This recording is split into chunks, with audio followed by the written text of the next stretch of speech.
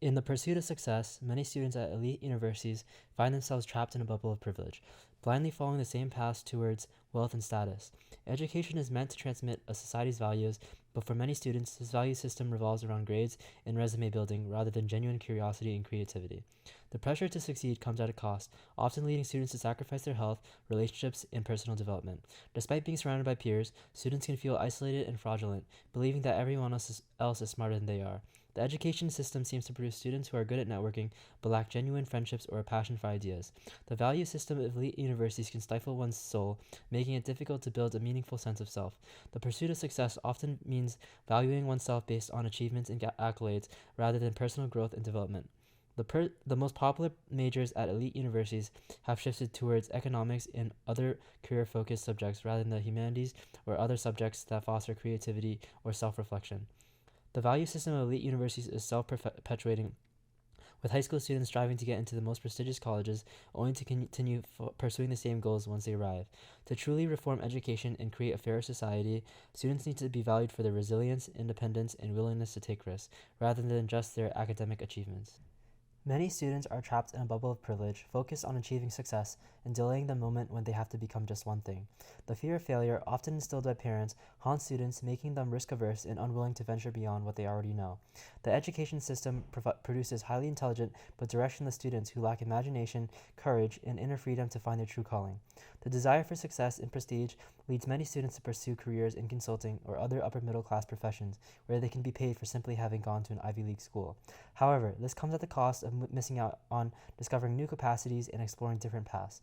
The education system also prioritizes GPA, test scores, and resume building rather than promoting genuine curiosity and creativity. In order to create a more equitable education system, affirmative action should be based on class rather than race, and SAT scores should be weighted to account for socioeconomic factors. Colleges should also place more value on service jobs and limit the number of extracurriculars students can list on their applications. Furthermore, to help students find their true calling, free first rate public higher education must be provided to give students an equal chance. Ultimately, an elite education may provide access to status and wealth, but it can also trap students in a bubble of privilege, making them risk averse and focused on success rather than genuine curiosity and creativity. To create a fairer and more equitable society, changes must be made to the education system to promote equal opportunity and encourage students to discover their true calling. The Ivy League colleges in the U.S. are known for producing successful graduates, but at what cost? Many believe that elite education breeds elitism and that the privileged students who attend these institutions are disconnected from the real world. From admissions practices that favor legacy and athletic applicants to the pressure for students to conform to a narrow definition of success, Ivy League schools have come under scrutiny. The SAT has been used as a key criterion for admissions, but it is criticized for not accounting for socioeconomic factors. The U.S. News and World Report college rankings have created an unhealthy obsession with getting to the best schools. Elite college students are often accused of being trapped in a bubble of privilege, leading them to believe that they are more valuable than others. The pressure to succeed can result in students sacrificing their health, relationships, and exploration in favor of grades and resume building. The best students are often defined by their test scores, leadership qualities, athletic abilities, and commitment to community service. The rise of the upper middle class and the decline of the middle class have made it more difficult for lower income students to attend elite colleges. The competition is fierce, with admissions rates plummeting at the top schools. Students who attend these elite institutions may have great potential, but their narrow definition of success limits their ability to contribute to society in meaningful ways. While an elite education can open doors, it also reinforces a sense of entitlement that can be harmful to society as a whole. The modern approach to parenting is causing children to function as extension of their parents, driven by their parents' desires for limitless freedom and security.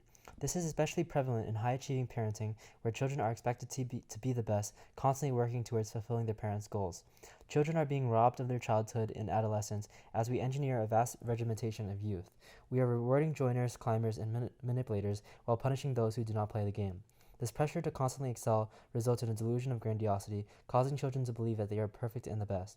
As a result, kids are becoming robots, surviving on very little sleep, fueled by fear of failure. The system values the successful upper middle class professional and produces highly intelligent and accomplished 22-year-olds who have no idea what they want to do with their lives. It's essential to raise children differently if we want them to turn out differently, to have inner freedom and imagination, to invent their own paths, and to pursue their true calling. Over time, the average GPA at private universities has increased from 2.5 in 1960 to 3.3 in 2007, with selective private schools at 3.43. Even freshmen have higher grades than previous generations. However, With increased academic and extracurricular activities, students suffer from the suckage factor, where they are unable to perform well in anything because they're trying to do too much. This has led to students like James Franco, a caricature of young high achievers, enrolling in multiple graduate programs and exceeding credit limits. College rankings play a significant role in college admissions, which has led to colleges aggressively recruiting more applicants, even if many have no chance of admission. Reputation and average SAT scores are also factors, leading colleges to shift financial aid rewards from need to merit. Furthermore, colleges have resorted to cheating by misreporting data, as evidenced by recent scandals. As colleges become more competitive, students are under more pressure to excel academically and extracurricularly, but this has led to negative consequences. The solution to this problem may be to reform the college ranking system and encourage a more balanced approach to academic and personal growth. Colleges are increasingly marketing themselves to students by offering amenities instead of focusing on educational ideals. This trend has resulted in students feeling cheated and questioning the value of their college experience. The college admissions process has become cynical and focused on selling students to the highest bidder, essentially manufacturing alumni. This process has left many students disappointed and questioning the true purpose of college. The return on investment for college education is often reduced to simply earning more money and getting a job, but this narrow perspective fails to consider the larger purpose of education.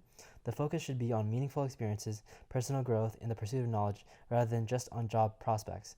The educational system needs to be re-evaluated to ensure that colleges are providing a valuable and fulfilling experience for their students, one that is not just focused on short-term goals and immediate demands. In our modern world, the value of a liberal arts education is often dismissed as irrelevant, and the focus is shifted to finding a job that pays well.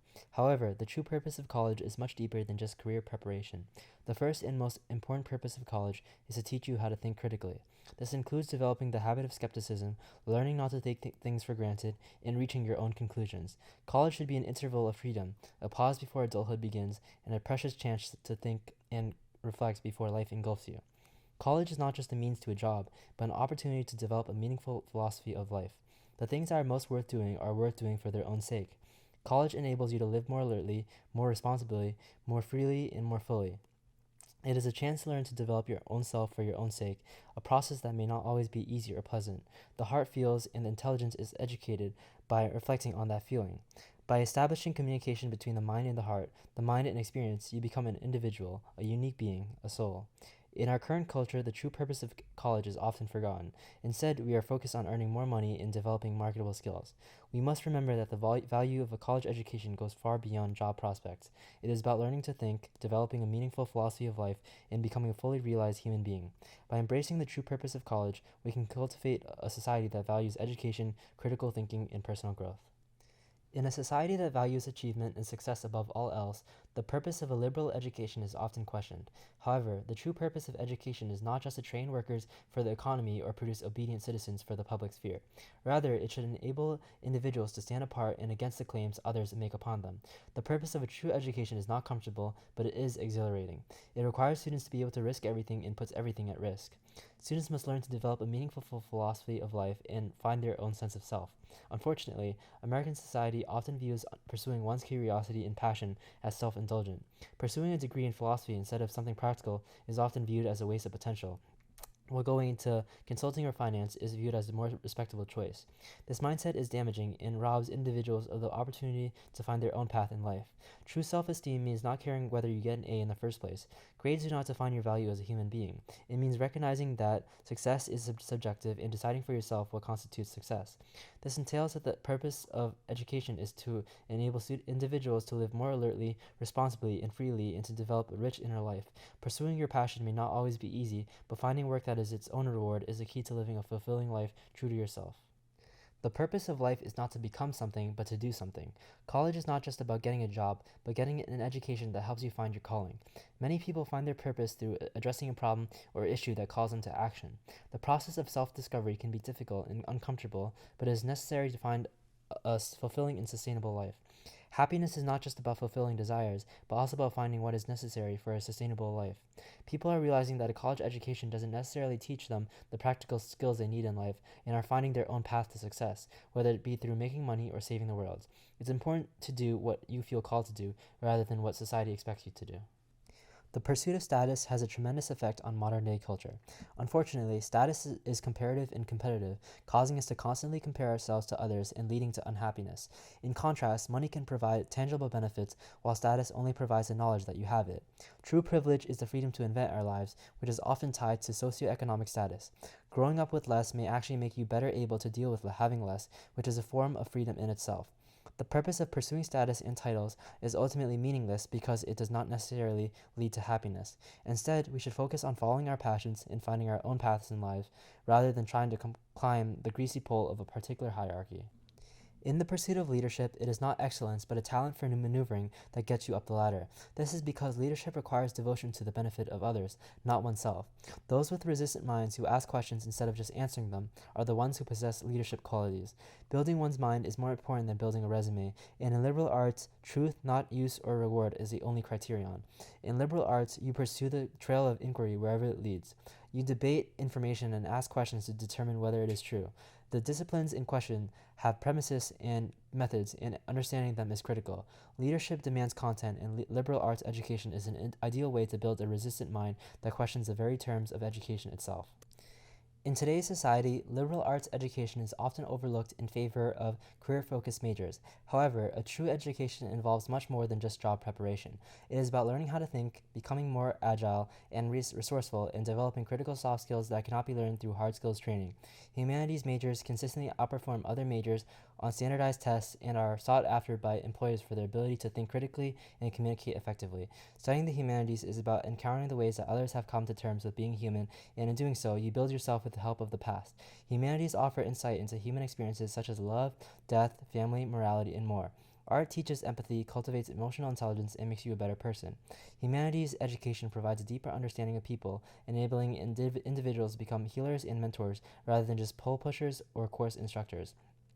Furthermore, companies are looking for employees with soft skills which require development through a broad liberal arts education.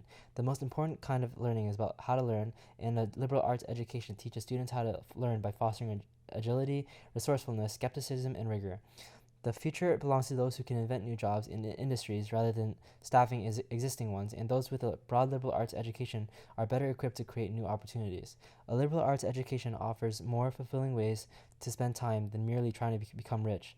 It is about learning how to learn and countering the past to build the self, developing critical soft skills, and becoming a healer and mentor.